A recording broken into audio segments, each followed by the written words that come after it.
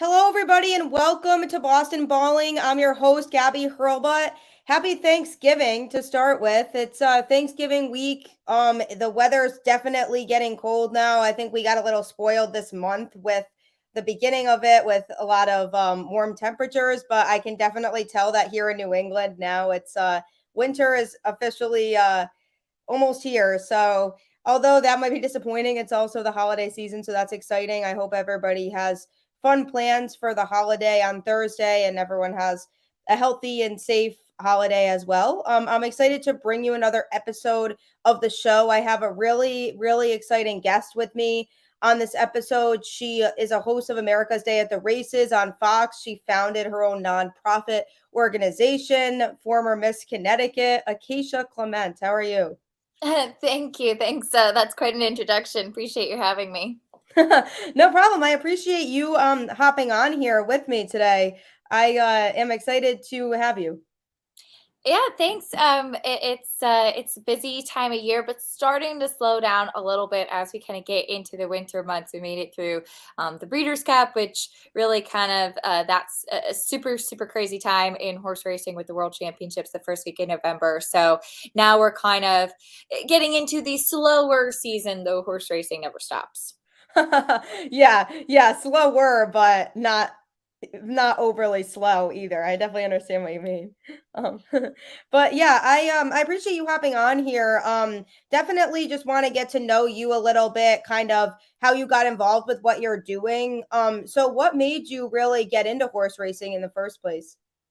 I always loved horses. I grew up riding show horses when I was younger. I started riding when I was 8. My mom is a really accomplished horsewoman as well. And I was kind of at that point as I was continuing on through doing horse shows and things like that. I was also dancing ballet at a really high level. And I had to make a choice between one or the other. And I ended up choosing dance, which is ironic given what my career ended up being. But at the time, that was kind of where my career path was leading. And when I finished high school, I actually ended up kind of drifting back towards horses. And it was around that time that I started Racing for Home, which is the nonprofit you mentioned, and that's for thoroughbred X race horses. After their racing days are over, we do rehabilitation, sanctuary, and retraining and doing aftercare and kind of learning about what was happening on the backside and working with these horses. I started to learn a little bit more about the racing industry in general. And I was very fortunate to be given some big opportunities while in college. And that kind of one thing led to another and brought me to where I am. I never thought that I'd be able to make a career out of horse racing. I'm not a jockey, I'm not a trainer. I didn't realize that there was an opportunity in the broadcast world. And I'm really thankful for the experiences that I've gotten in that role. Yeah, that's awesome. That sounds like you got a lot of really good opportunities to be able to lead to where you are. And I feel like especially because it's something you're passionate about, it's probably so rewarding to be able to do that as your everyday job. It is. Well, for me, the horse comes first, and horse racing has really been under the microscope a lot in the last few years, and not always in a positive way. And it is unfortunate because I do think that it is the exception, not the norm. Most of the people that work in the industry do things right. Unfortunately, there are some individuals who don't, and those are the ones that make the news and unfortunately make us all look bad. And so it is a bit frustrating to be tied to those kinds of stories. But I think with what my mom and I do with Racing for Home, um, for instance, my husband, Miguel Clement's an assistant trainer to his dad, Christophe Clement. And Christophe's been training for 30 years, has never had one medication positive, and has really shown that it's possible to succeed at the highest level, doing things the right way and putting the horse first. So I think that that part of it is really rewarding that we continue to show that it's all about the horses at the end of the day. Yeah, I think that's great, and I think, you starting that organization definitely sends a positive message to people in terms of what it's really about and just reminding people that you really care about the horses and their well-being and what they're doing after their race days because that essentially is kind of what that organization is about and essentially why you started it, I would imagine. I think there's a lot of conversation in the world of horse racing right now about how do we get new fans? How do we continue to grow the brand? And it's my opinion that we will never be able to grow as a sport and as an industry unless we show that we do things the right way, that we focus on horses throughout their training career, but also afterwards. The reason that I started racing for home back in 2010, 12 years ago, aftercare, which is looking after horses after their racing days, thoroughbreds in particular, it wasn't really a part of the everyday conversation in the industry. And I started the organization because there was a problem and it was kind of a niche that needed to be filled. And now there are so many more organizations.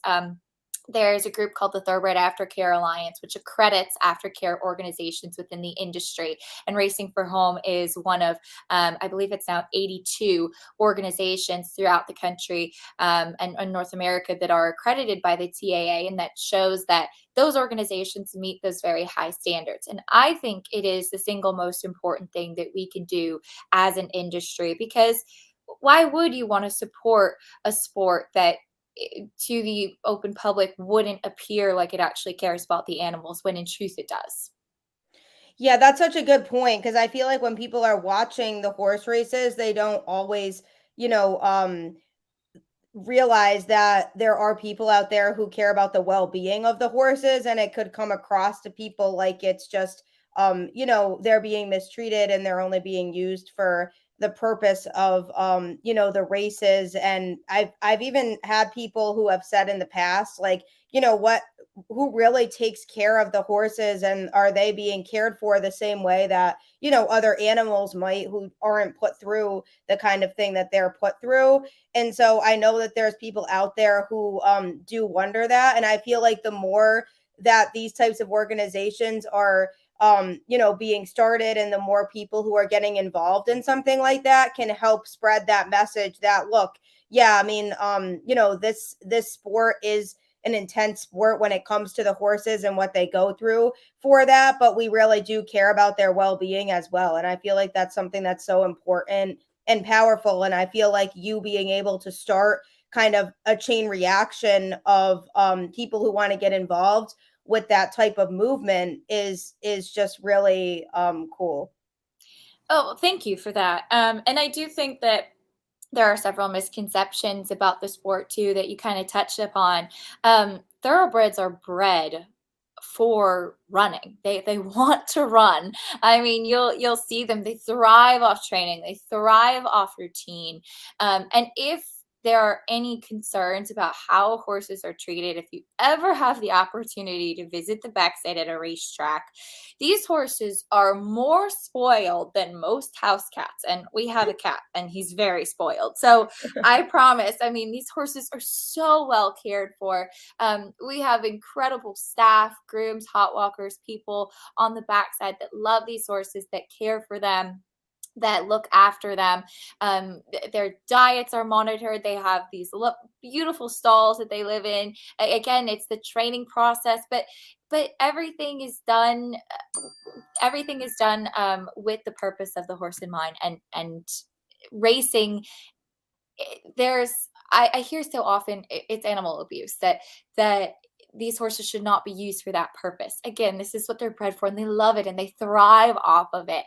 We just need to make sure that we're highlighting the people that do things the right way, and that we make sure that there's a no tolerance policy, I think, throughout the industry.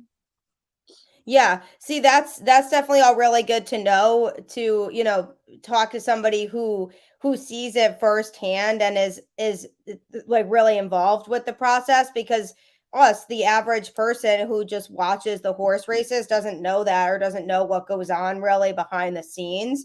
So being able to hear that from you is definitely good. And then in terms of their training, what does that exactly look like in terms of the training routine and training regimen when it comes to a big race? Usually, a trainer will work backwards from a big race. So you get a condition book that comes out for every track. For instance, let's use Saratoga as an example. The Saratoga condition book will come out. And for instance, you usually are aware of when the big races are that you might be pointing to. Say you're pointing if you have a 3-year-old dirt horse, you're going to point to a race like the Jim Dandy and then go on to the Travers. So some of those are big recognizable races. You'll work backwards from that. So, and even if it's not a big high level race, even if it's, the debut race, a maiden race, we call it, a horse that's never won, the first start for a horse, or it's the second start, whatever it is, you'll see the condition book, you'll find the distance, the surface, the age range for your horse, and you'll work backwards from there. So horses train every day. They go out to the track. There are exercise riders for each stable. Oftentimes, as you'll see, horses getting closer to a race, trainers will bring in jockeys to come and work the horse in the morning, and get a familiarity with that horse so they know what to expect on race day.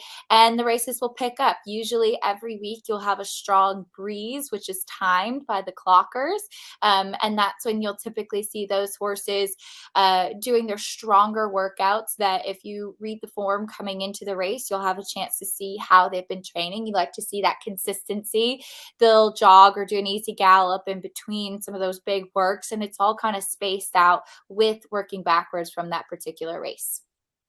That's so interesting, yeah, because I've always wondered just Mhm. how long and how often the horses really do train. Because it's always so impressive to watch it on TV and just see really how fast the horses are, and just I'm like, there must be a lot of training that goes into this, but I've always been curious just how long that actually is and what it really looks like, coming into a big race like that.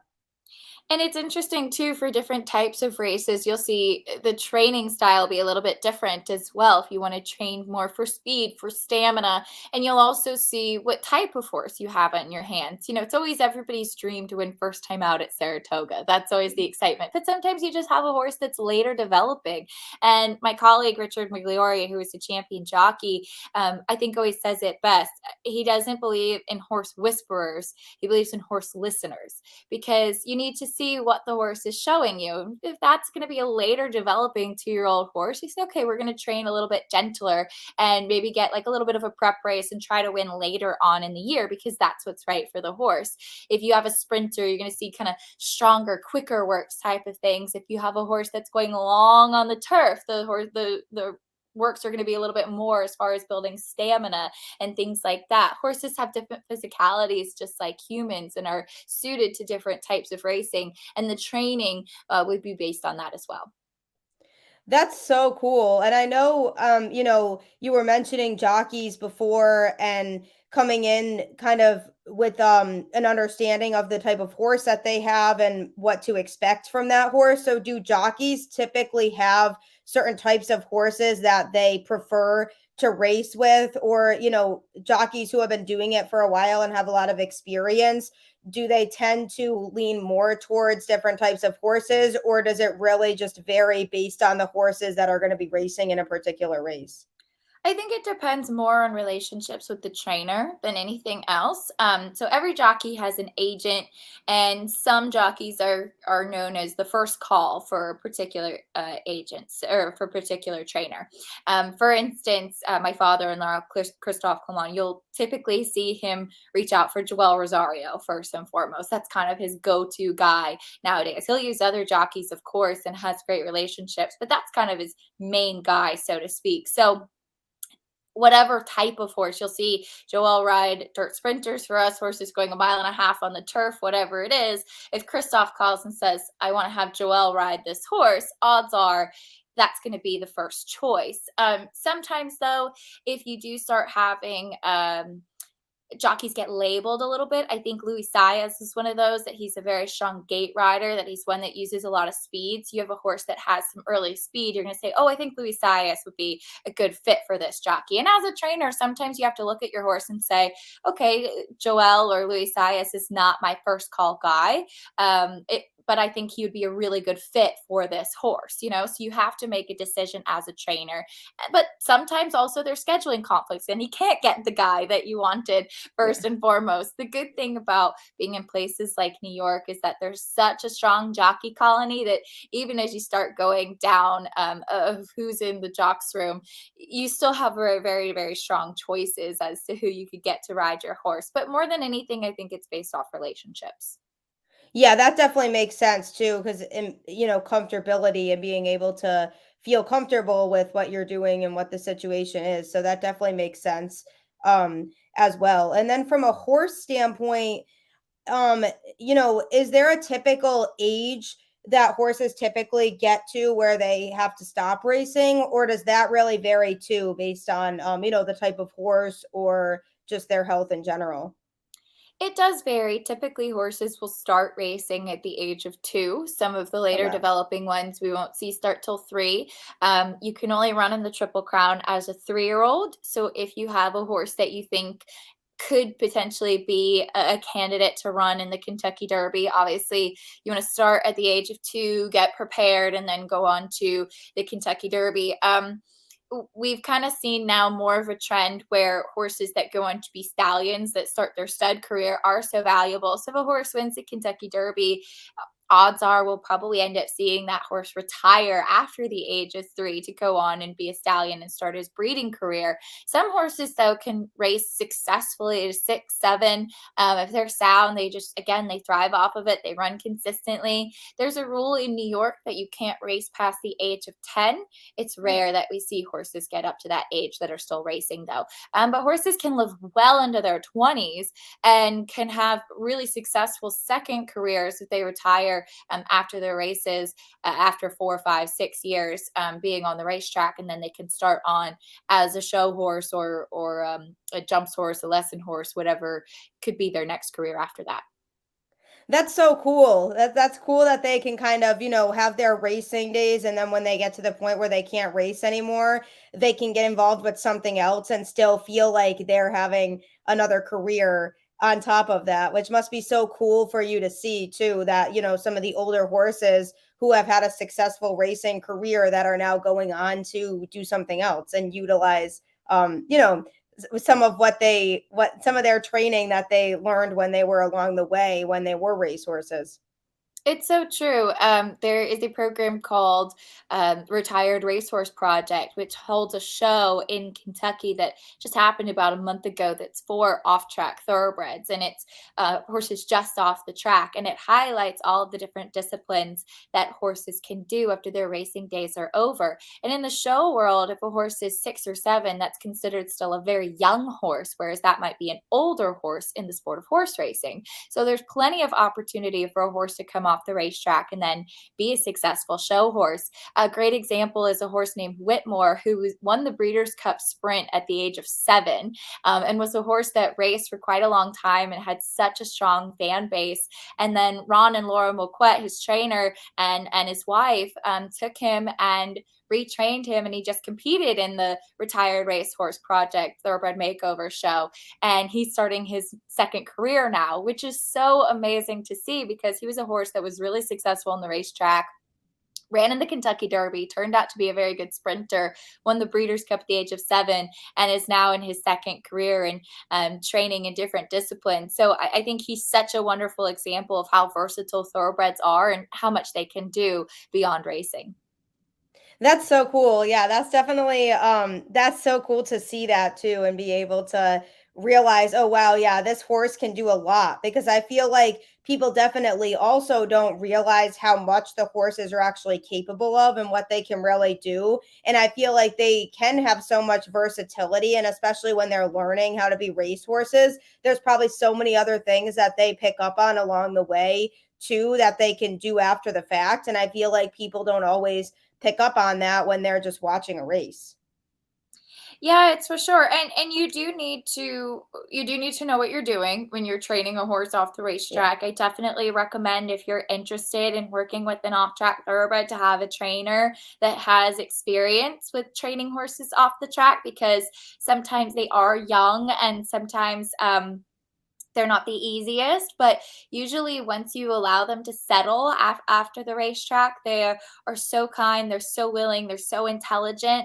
And my mom, Sherry, has been the heart and soul behind Racing for Home, our organization, and she's retrained so many horses that have gone on to have new careers and be great show horses. And she's also done a lot with rehabilitating injuries and just providing horses a second career. So yeah, it's a lot of work. It's a long commitment too. Like I said, horses can live long lives and up until the age of 30 even. But if you have the right resources, and there are so many more resources out there now than there ever were, and so many more opportunities like the Retired Racehorse Project to showcase thoroughbreds. Yeah, I think that's fantastic. And I know you mentioned your mom, who's really just kind of the heart and soul of the organization. So and I know you said she retrains horses. So what did the process look like for her to be able to become a trainer and really work with the horses? Like, how does somebody just become a trainer? Well, she and I started racing for home back in 2010, and we partnered with, like I said, I think it's really, really important to make sure that you do have somebody that knows what they're doing. And so we decided we wanted to have somebody who was going to be able to support us and help us. A trainer of show horses. And we were really fortunate to partner with Katie Collar of Cascade Equestrian Center. And at the beginning, she was one of the only ones who was willing to take on the project of a 3-year-old thoroughbred right off the racetrack. Like I said, I think the perception has changed a lot now, but Katie's been right with us from the beginning and has been a huge piece of the organization. We wouldn't have been able to do it without her. So she and my mom worked really, really closely, and still do daily on retraining these horses, because even though my mom's a talented rider, even Olympic show people need to have their own coach, their own trainer. And so Katie's really been that, and has been really, really wonderful with helping these horses to transition. So I think having a trainer that knows what they're doing, that's willing to take the time to take the project on, is a big piece of it. When a horse first comes off the racetrack, I think giving them time mentally, we found, is that one of the most important things that you can do, because sometimes coming off the racetrack, they're used to always training to go fast. And when you start to retrain them for their second career, you want to allow them to settle. So give them just a little break mentally, let them go out into the paddocks, let them be a horse, let them kind of acclimate to their next life. And then you start training pretty slowly. A lunge line is a really fruitful method of starting, because they can't run off on you. And as you slowly start to transition them into different jurisdictions, different disciplines of training horses, it'll be different muscle memory for them that they're used to. They're always used to going left in American racing, and you want to allow them time to get a frame to learn how to go right, first and foremost, instead of always going left in a circle. So it's a slow process. It requires a lot of patience. It requires you to listen to the horse, but more than anything, bringing them along slowly mentally, I think, is the biggest piece. Yeah, because mentally, they're in that mode of being on the racetrack all the time, and so there's definitely probably some adjustment period for them when they're out of that environment and they're doing something different. So I would imagine it's just like with people, how when people do something that's high pressure and there's a lot, involved, and then we adjust to something else that we're doing if we can make maybe like a career change, or we're doing something different with our life. There is like a mental aspect that goes with that, of like, okay, this is a completely different thing from what I was doing before, and being able to adjust to that. So I feel like for the horses, having that transition period is important too, when they're used to just constantly being on the racetrack and being in race mode, and just having that mindset. It's true. I think it is like with any human as well. It's a mental adjustment first and foremost. And for the most part, thoroughbreds are so adaptable. One of my colleagues, Rick Shawsberg, who's a trainer and is really, really involved in aftercare, he described it as how thoroughbreds are already used to tackling new things. They know how to load into the starting gate. They know how to ride in the trailer. They know how to go to different racetracks, different riders, different types of races. They've handled all those things, big crowds. So they're perfect candidates to adapt to what comes next. And it's really exciting to see those horses that get the opportunity to go on and do something else. And it's something that's really rewarding for me. And I absolutely love thoroughbreds. my favorite breed of horse to work with. And I know in the show world, lately there's been a little bit more openness to going back to highlighting thoroughbreds, but thoroughbreds used to be the it horse years ago, and now favoritism has kind of gone on to warm bloods, which are bigger body types of horses, trained for that particular reason. And I think now with programs like the Retired Racehorse Project and just how much we've grown as the industry highlighting off track thoroughbreds and what they can do in their new careers. We've seen it change a lot where the show world is a lot more open to bringing in thoroughbreds, which I think is another great opportunity to give them another chance after their racing days are over. Yeah. No, I think that's really cool. Do you I know cuz you mentioned, that your organization is really big on aftercare. Do you see a lot of those horses once they come to you and go through the process? Do you see a lot of them go on and have another career after that, or are some of them kind of you know, um just not moving on to another career, and just you guys care for those horses, and then what typically happens to those horses if they don't really have another career path that they're taking after racing? Our organization is a little bit different because it's smaller than many of the aftercare organizations that are in existence. I mentioned the Thoroughbred Aftercare Alliance, the TAA, and Mhm. the types of works that they accredit. And we are one that does both retraining, which is the hope that we can retrain a horse off the track and adopt them out for a second career, like being a show horse or a lesson horse. We also do rehabilitation, which is horses that have been injured. Typically, it's tendons or a condylar fracture, something that's easy to rehab, but often just is time consuming. So you have a horse that will come to us and sometimes may need a year and a half off. So you just have a horse that's taking up space with you for a year and a half. And horses are expensive.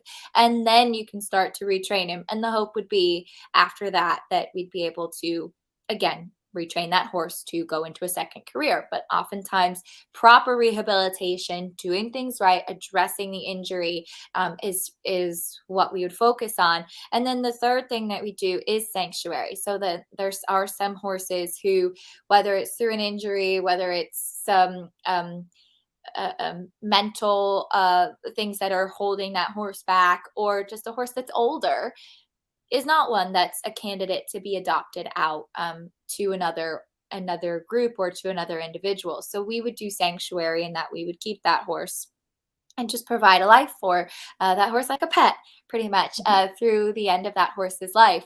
Now, there are some organizations like the Thoroughbred Retirement Foundation, which focuses on taking horses that are not candidates for a second athletic career, like being a show horse or a jumping horse. And they have a program which is called the Second Chances Program, which I serve on the advisory board for that organization, the TRF, as well. And what the Second Chances program does is give a second chance to those horses who can't have another athletic career, and also to incarcerated individuals. So they have programs throughout prisons in North America. I've had the opportunity to work closely with the women's prison in Ocala, Florida, where it's a program that's based off of good behavior. It's about a dozen to 20 women in the program at a time, and they'll come into the program and they do everything. They work on the farm, they care for the horses, they feed the horses, there are classes. And what those programs do is when they've finished their time in incarceration and they go back into society, they have a certificate from the program, and it allows them to have a lot more skills and to go and try to find work right out of prison. And the recidivism rate, the rate of those individuals being incarcerated again, is so significantly lower with those kinds of programs versus just being in general population. So I'm a huge proponent of programs like that, who provide an opportunity for horses that can't be adopted out, and also for individuals that are looking for a second chance. Yeah, I feel like that's so important too, because obviously it's really sad to see a horse get, an injury that might end their career, and they can't really go out and do something that's as physical anymore because of that injury, but being able to provide other opportunities for them while they, go through the rest of their life, I feel like is something that's super important to be able to keep their spirits up and have them doing something still, regardless of what their current situation is, because that's probably really hard to see too, which I imagine you've probably in your career experience too, that horses, can have injuries that just unfortunately prevent them from being able to continue on the racetrack or continue what their career may be. And I feel like it's important to be able to have people who are providing those types of opportunities for them so that, they can rehab from their injury. And although they might not be able to do what they were doing before, they still have other opportunities that they can do, after they rehab from said injury. Absolutely. And I think that there's a negative stigma with horses that might have an injury. It's Mhm. like any athlete, injuries happen.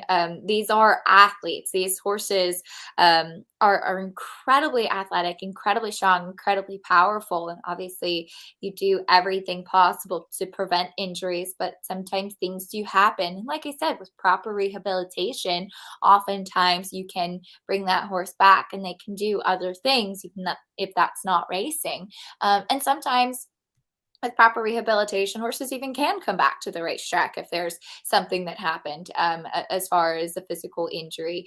But yeah, for horses that are not candidates for a second athletic career, there are still plenty of options.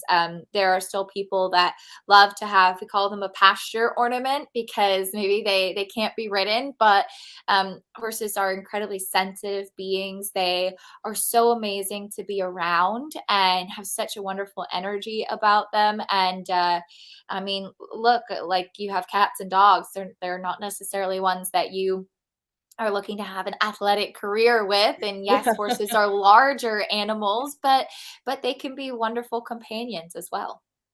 Yeah, I mean, one of my best friends from growing up has a couple horses that she's had for a while, like for a lot of her life, that the two horses have been around, and they really are just she it's like having a dog. Like she sees them as just like her best friends, and she would just ride them growing up, and they have a nice big barn next to their house and just a lot of room for the horses to run around, and she said it's just really just growing up, she said it was just really, really just great to have them around because they're, their family, and she feels like she has, that relationship with them like you would with any other house pet. So I feel like when you have horses, it's like that too. And obviously, like you said, they're much bigger animals than a dog or a cat.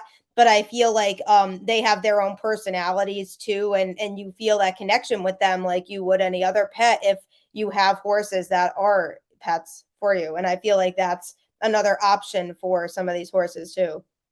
Love that story. That's wonderful. That's great to hear.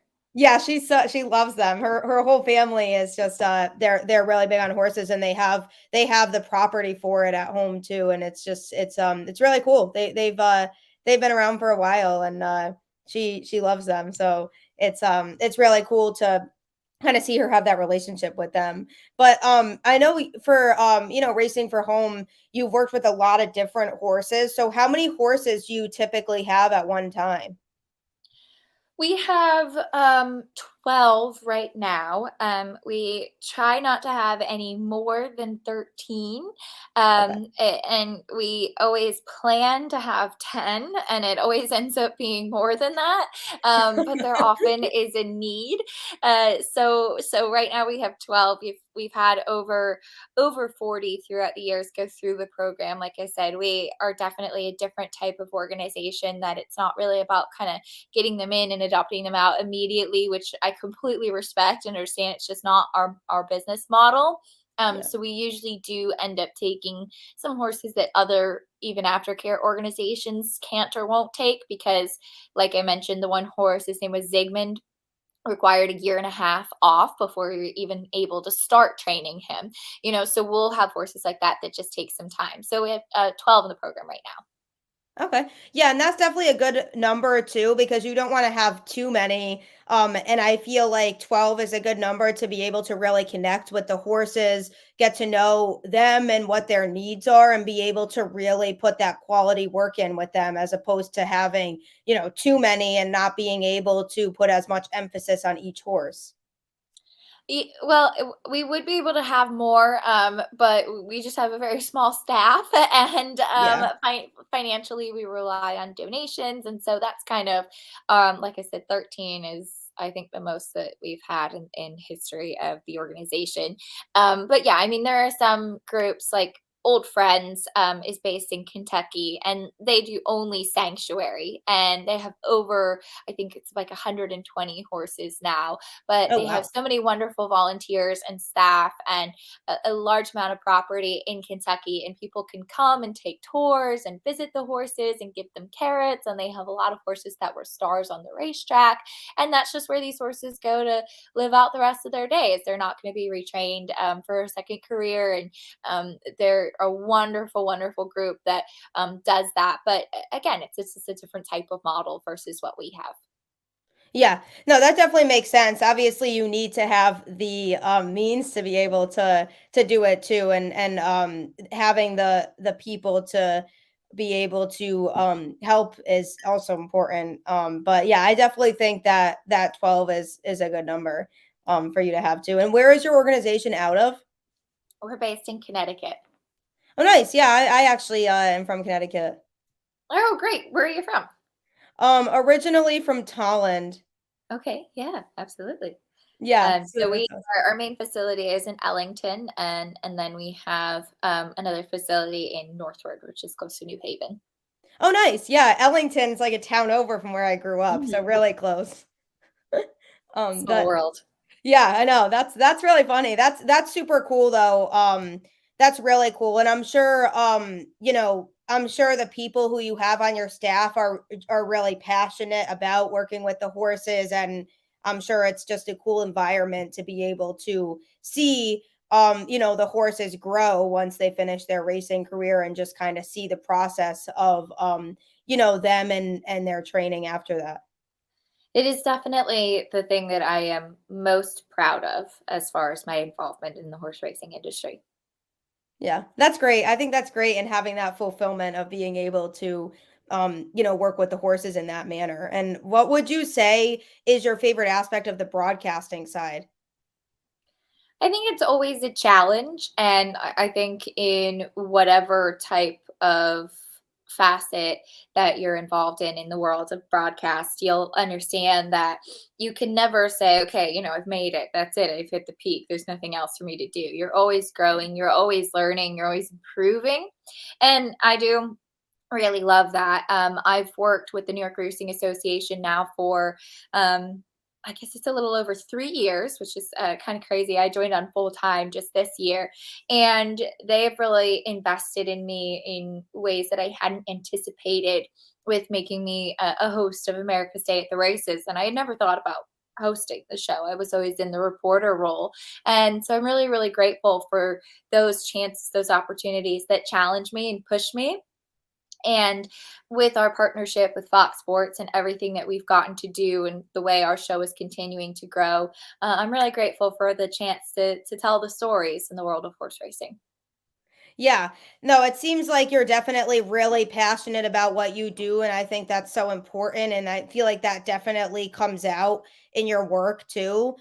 So being able to be in that space, something that you're so connected to, that you've really been around your whole life, and being around horses for so long, I feel like it just has to be a rewarding experience to be able to, go into work every day and be doing something that and being around something that you really are passionate about, because I feel like not everybody has that experience at work. For some people it's like they're at Mhm. their job because it's a job, but it's definitely really cool. I feel like that you were able to land in a space that you've just always been passionate about, and be able to just relay those stories every day about the horses and about the industry.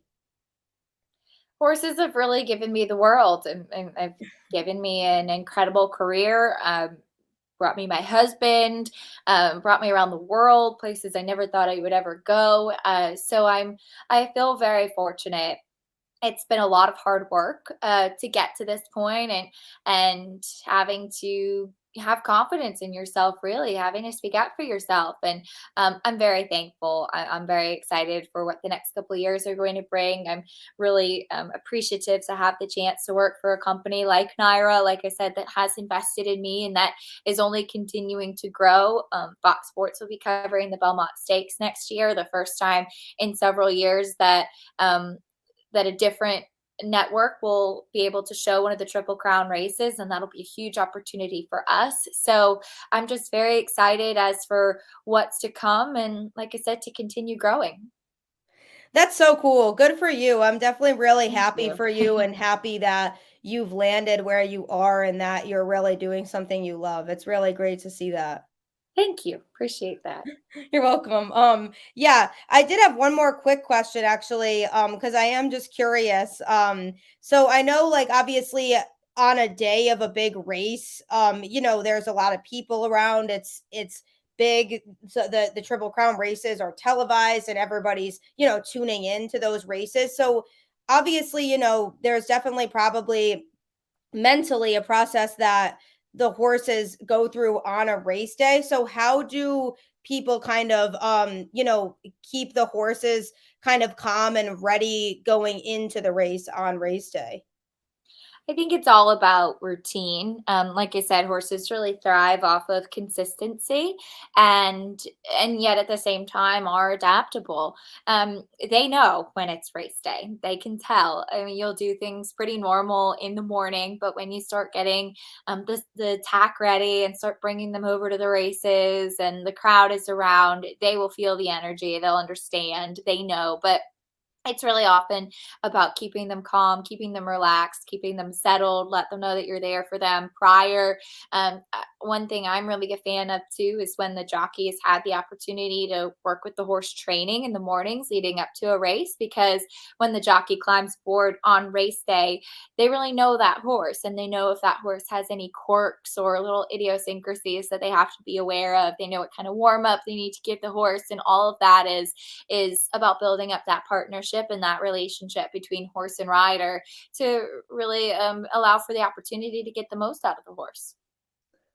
That's awesome. Yeah, it's always been so cool to see how the horses just get into that mode and then the race starts and they're just off and they just know. So it's definitely it's cool that they can feel the energy of the crowd when everybody's around and they just can understand that, it's time to be in race mode. And I feel like it's super cool to be able to see the horses just kind of, snap into that mode of it's time to race now. I've always found that to be super cool. It is, and like I said, they're trained for that. Before you can have your first race, you have to have trained from the starting gate and been approved by the crew to say that that horse knows what's going to happen at the starting gate. So they know it from their training, and it's all about training them enough to not have any surprises come race day, so to speak, or to eliminate as many as possible. Yeah. No, that's great. That's definitely fantastic. Well, I really appreciate you hopping on the show with me. You definitely gave a lot of really good information about the industry, things that I definitely wouldn't have known prior to this conversation. So that was definitely really cool and I appreciate really getting a lot of insight from you. Thanks for having me on, Gabby. I appreciate it. No problem. And if people are interested in, getting involved with your organization and helping out, how can they do that? We have a website, Racing for Home, FOR, homeinc.com. You can also check us out on social media on Twitter and Instagram, Facebook page, Racing for Home. I'm Acacia underscore Clement on Instagram and Twitter. So you can always find me as well. And I have all the information there too. That's great. Yeah, that's definitely great. Well, I wish you the best of luck with Thank you. everything. Thank you so much again for hopping on. I hope you have a great holiday this week and definitely hope to stay in touch. Thank you so much. Happy Thanksgiving. You too. Have a great rest of your day.